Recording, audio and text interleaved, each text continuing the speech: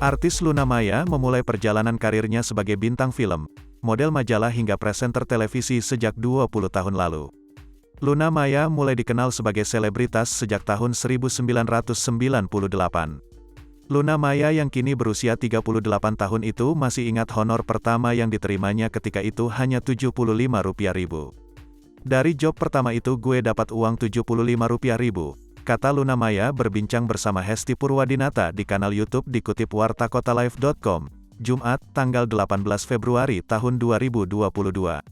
Perlahan, honor yang diterima Luna Maya itu terus meningkat. Waktu itu untuk beberapa kali pemotretan, honornya naik jadi Rp125.000, kata mantan pacar Nazril Irham alias Ariel Noah ini. Sekalipun kala itu honornya tidak cukup banyak, Luna Maya tetap bersyukur dan setia pada pekerjaannya. Pernah tuh gue dapat honor Rp500.000 setelah dapat julukan sebagai foto model, ujar Luna Maya.